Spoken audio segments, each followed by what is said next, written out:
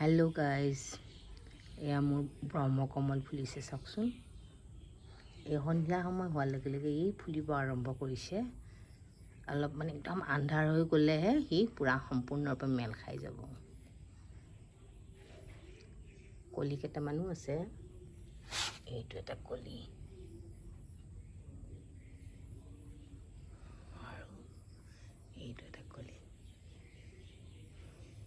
ইয়াতে দেখিছেনে, পাতৰ পৰা এইটো পাতটোৰ পৰা আহে, পাতটোৰ পৰা ধুনীয়া কেনেকৈ আহে, অলপ বেলেগ ধৰণৰ। ইয়াৰ পাতটোৰ পৰা পাতে আহে আৰু কলিটো তেনেকৈ আহে। এই গছজোপা বেছি ৰ'দত থ'ব নালাগে, ৰ'দত থ'লে মোৰ এনেকৈ কিছুমান মানে পুৰত হোৱা পাতবিলাক দেখিছেনে, পুৰি গৈছে মোৰ এনেকৈ বেছি ৰ'দ পালে। মোৰ এই গছজোপা মোৰ 4-5 বছৰ মানেই হ'ল, সেইকাৰণে এতিয়া ফুলিছে, আগতে ফুলা নাছিলে। মানে অলপ গছ পুৰণা হ'লেহে গছডাল ফুলিব ধৰে। মোৰ এতিয়া 3টামানেই কলি ধৰিছে, বেছিকৈ ফুলা নাই, পিছত আৰু ফুলিব কিজানি। মই ইয়াতে বেছিকৈ বেলেগকৈ সাৰ নিদিওঁ, সিমান মাটিটো বনাওঁতেই গোবৰ সাৰ আৰু বাৰ্মি কম্পোজে দিছিলোঁ, আৰু কেতিয়াবা সেই লিকুইড হেৰি কৰি পেলাই দি দিওঁ। তেনেকৈ বেছি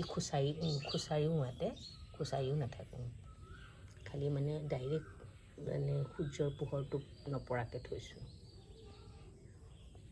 বেছি গৰম হ'লে অলপ দিগদাৰী, একদম গৰমত দেই যায়, গছবিলাক হালধীয়া পৰি যায়।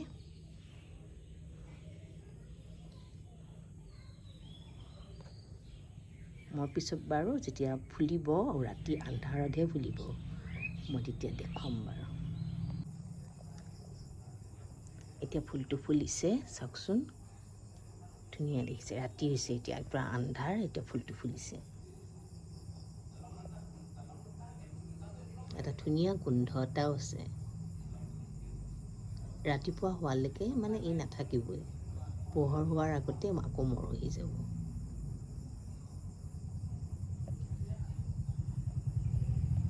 Thank U.